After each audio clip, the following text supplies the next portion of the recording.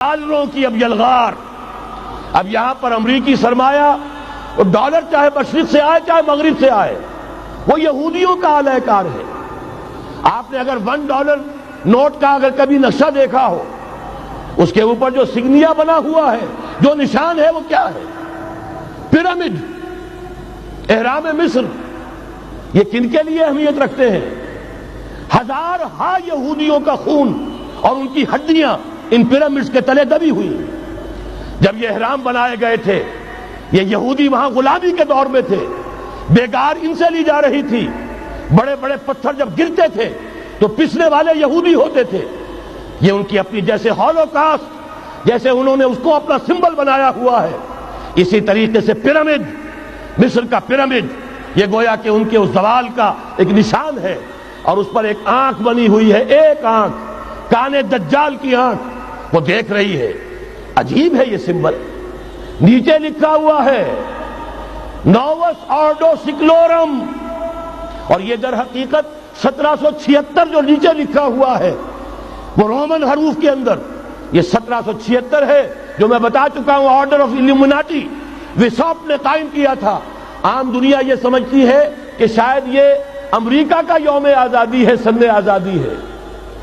1 May us order of الومناٹی کی تاسیس 1 مئی کو ہوئی ہے.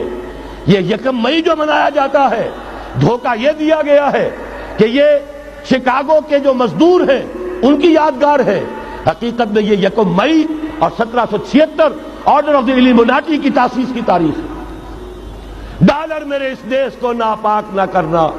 اور میں تو انہیں داد دیتا ہوں جو کچھ انہوں نے، شاعر کہتے ہیں اس کو جو صاحب شعور ہے، اس صاحب شعور نے جو مشاہدہ کیا ہے کہ ڈالر آئے گا تو کیا آئے گا ہمارے ہاں. میری تو فکر کے اندر رچ بس گیا ہے. پاکستان کے بارے میں جب کہا تھا اے آندھیوں سنبھل کے چلو اس دیار میں، امید کے چراغ جلائے ہوئے ہیں ہم. ہماری امیدوں کے چراغ ہے یہ. اسلام کا گہوارہ بننے والی ملک ہے یہ. اس کو ہم نے قائم کیا تھا اسلام کے لیے. یہ آندھیاں نہ چلیں. اس ملک کو ہم نے اسلام کے چراغ جو ہے ہم نے اس میں روشن کیے ہوئے ہیں. اے آندھیوں سنبھل کے چلو اس دیار میں، امید کے چراغ جلائے ہوئے ہیں ہم. بہرحال یہ تیسرا سیلاب ہے، ننگی سرمایہ داری، جس کی پھر لعنتیں ہوتی ہیں. ایک طرف فقر، ایک طرف احتیاج، ایک طرف بھوک، ایک طرف دولت کے انبار.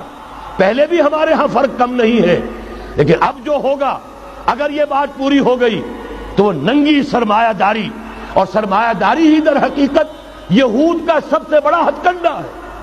یہ بینکنگ کا نظام، یہ سارا کا سارا سودی نظام، یہ IMF، یہ ورلڈ بینک، یہی تو ان کے سب سے بڑے ادارے ہیں.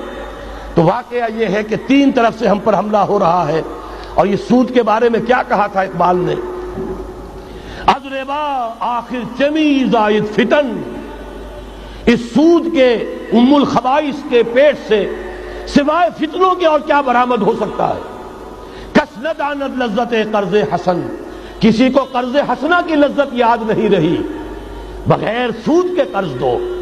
تمہارے پاس فاضل رکھا ہوا ہے کسی بھائی کو دو کہ وہ اپنی معاشی گاڑی کا پہیہ چلا لے، پھر اصل واپس لے لینا. اگر اتنی ہمت نہیں ہے کہ ان تصدقوا فهو خیر لکم، صدقہ ہی کر دو تو سب سے اچھا ہے. دے ہی ڈالو اپنا فاضل سرمایہ. یسألونک ماذا ينفقون قل العفو. مت رکھو اپنے پاس، یہ گندگی ہے. لیکن اگر بڑے ہی کم ہمت ہو تو کم سے کم قرض حسنہ دو، اپنی اصل رقم واپس لینا. کس نہ داند لذت قرض حسن. از ربا جاں تیرا دل چوں خشت و سنگ. اس لیے کہ سود کے ذریعے سے انسان کے اندر تاریکی پھیل جاتی ہے. دل جو ہے اینٹ کے مانند، پتھر کے مانند سخت ہو جاتا ہے، کٹھور. ثم قست قلوبکم فہی کالحجارۃ او اشد قسوہ. آدمی درندہ بے دندان و چنگ، اور انسان بغیر اس کے کہ بھیڑیوں والے دانت ہوں اور بھیڑیوں والے پنجے ہوں بھیڑیا بن جاتا ہے. بہرحال اب کرنے کا کام کیا ہے اس کو سمجھیے. اس پوری صورتحال کا میں نے آپ کے سامنے نقشہ پیش کر دیا. ایک طرف مغرب سے نیو ورلڈ آرڈر، جو جیو ورلڈ آرڈر ہے، اس وقت کی سپریم پاور آن ارتھ امریکہ کی سرپرستی میں بڑی تیزی کے ساتھ حملہ آور ہے. دوسری طرف وَمَكَرُوا وَمَكَرَ اللَّهُ وَاللَّهُ خَيْرُ الْمَاكِرِينَ۔